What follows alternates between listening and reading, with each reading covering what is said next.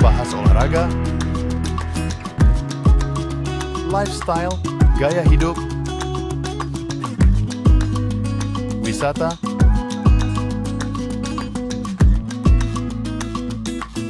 budaya,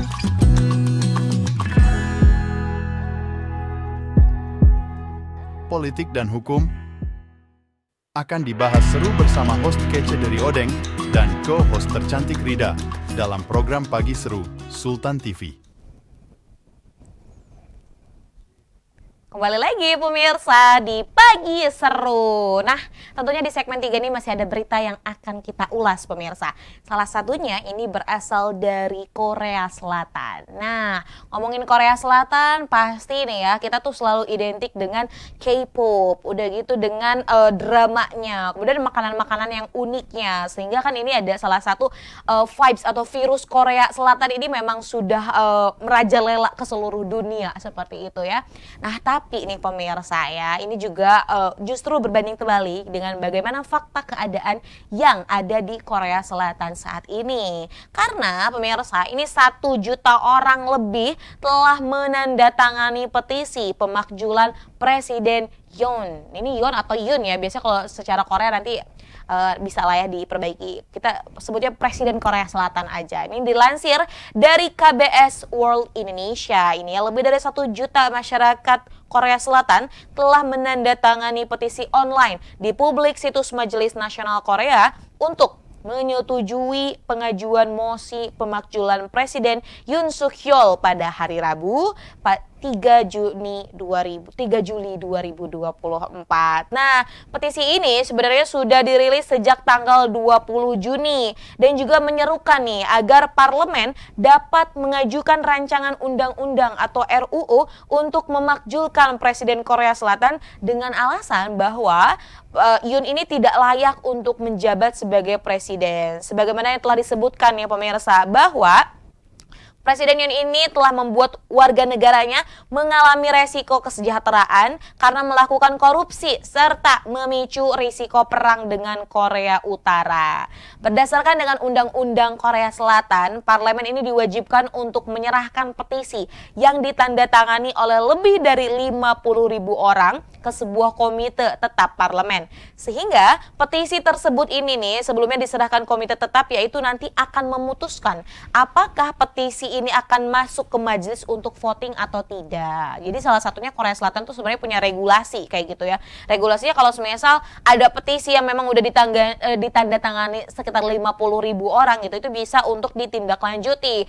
Nah, ini pemakzulan Presiden Yoon Suk Yeol ini sudah mencapai 1 juta tanda tangan. Itu seperti apa ya? Jadi ini juga akan mendapat tindak lanjutnya. Berbicara tentang alasannya, sebenarnya ada 5 alasan kenapa warga Korea Selatan ini menuntut pemakzulan Presiden Yoon Suk Yeol ini. Yang pertama nih pemirsa ya, kembali bikin panas korut, karena seperti yang kita tahu bahwa Korea Utara dan juga Korea Selatan ini memiliki hubungan yang kurang baik seperti itu. Nah, di bawah kepemimpinan Presiden Yoon ini nih ya, ini menyatakan bahwa Korea Selatan ini malah kok memunculkan atau malah menambah gitu kan percikan panas nanti perang dengan Korea Utara seperti itu. Kemudian ada juga nih ya, jadi di bawah kepemimpinan Presiden Yoon ini pemerintahnya ini menghapus pajak orang kaya seperti itu.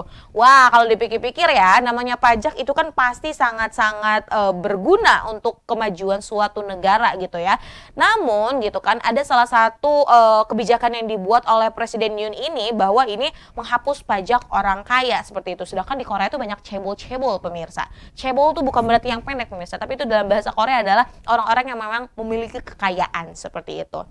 Kemudian nih ya, ada juga kebijakan atasi resesi seks yang tidak efektif. Yang seperti kita tahu ya, negara Asia seperti Jepang, Korea Selatan, ini kan saat ini sedang dilanda resesi seks seperti itu.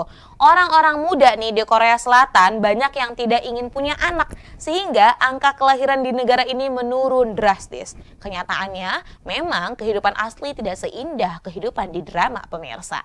Kemudian nih ya, keempat, kontroversi ibu negaranya. Memang ibu negara negara Korsel atau Kim Kon-hee sempat terkena skandal suap nih ya, karena menerima tas mewah Dior dari seorang pendeta. Ini juga akhirnya sempat ramai gitu ya. Ini apakah ini akhirnya menambah gitu kan kegergetan masyarakat Korea Selatan terkait dengan pemakzulan Presiden Yoon ini. Kemudian yang terakhir adalah resiko kesehatan imbas limbah nuklir Fukushima. Warga Korea Selatan ini juga memprotes kebijakan lemah Yoon dalam mengatasi pembuangan limbah nuklir Fukushima di Jepang.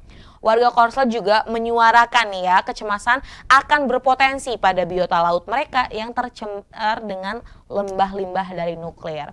Nah pemirsa, terlepas dari bagaimana perasaan warga Korea Selatan tentunya ya, namanya pemerintah itu nggak akan mulus-mulus aja. Begitupun di Indonesia seperti itu ya.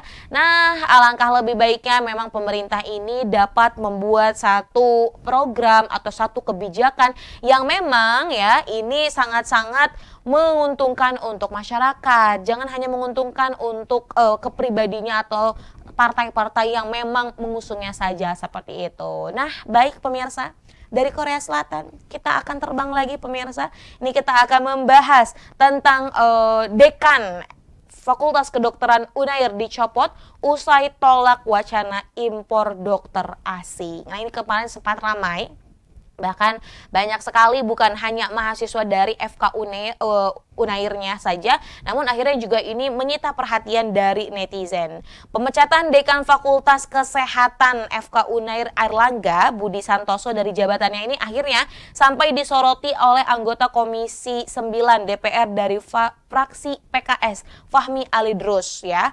Pasalnya seperti itu ya, karena Pak Budi ini atau Prof Bus ya, ini sempat menolak wacana adanya dokter asing yang memang nanti dimasukkan ke Indonesia. Nah ini sebenarnya nggak jauh-jauh seperti naturalisasi lah seperti itu. Nah ya akhirnya gitu kan, karena pemecatan ini banyak banget pihak-pihak yang kok berpikir bahwa dunia akademisi akan menjadi kerdil gitu kan, dan tak akan ada lagi dosen hingga guru besar yang menyampaikan pikiran kritisnya. Kalau semisal ya tadi contohnya sekelas Profesor Bus aja gitu ya bisa pendapatnya langsung diberikan pemecatan lah seperti itu. Bagaimana dengan yang lainnya gitu? Ini kan akan menimbulkan ketakutan dalam berpendapat. Katanya Indonesia adalah negara demokrasi. Tentunya ya dengan demokrasi yang kita punya gitu, kita juga memiliki salah satunya hak untuk bebas berpendapat seperti itu. Bahkan ya Mahfud MD pun ini imbau Rektor Unair ini jelaskan alasan pemberhentian Dekan FK secara terbuka. Karena memang ya setelah Prof Bus ini dipecat seperti itu, dinonaktifkan sebagai dekan gitu kan. Namun kok ya gitu, nggak ada alasan jelasnya gitu seperti itu. Jadi kayak masih bingung juga. Sedangkan kalau kita melihat track record dari Profesor Bus sendiri ada banyak sekali ya, salah satunya penemuan-penemuan dan juga Profesor Bus ini sudah mencetuskan gitu ya banyak sekali penghargaan selama menjadi dekan seperti itu. Nah kita akan tunggu bagaimana kelanjutannya, semoga gitu kan ya ini ya Profesor Bus ini juga mendapatkan keadilan yang seadil-adilnya. Berbicara tentang naturalisasi sebenarnya boleh-boleh aja gitu kan, tapi mungkin ada nih ya hal-hal yang perlu sangat dipertimbangkan terkait dengan naturalisasi atau mendatangkan seperti itu ya tenaga kerja dari luar ke Indonesia untuk dapat bekerja di Indonesia seperti itu. Sedangkan kayak gitu kan kita pengangguran aja kita banyak gitu, gimana sih gitu pemirsa. Nah baik pemirsa, pagi seru itu dia tadi ulas berita yang sudah kita bahas sama-sama nih hari ini. Semoga gitu ya berita-berita yang tadi kita bahas ini dapat memberikan pengetahuan kepada pemirsa dan juga dapat membuat pemirsa ini bersikap lebih kritis lagi gitu terkait dengan berita-berita yang ada baik di Indonesia maupun di internasional.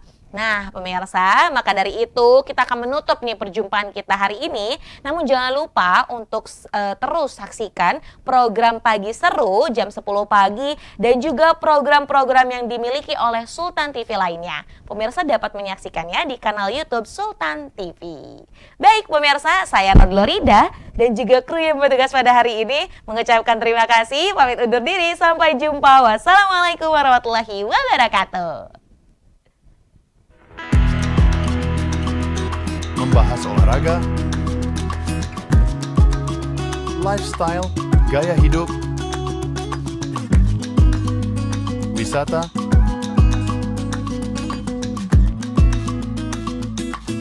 budaya,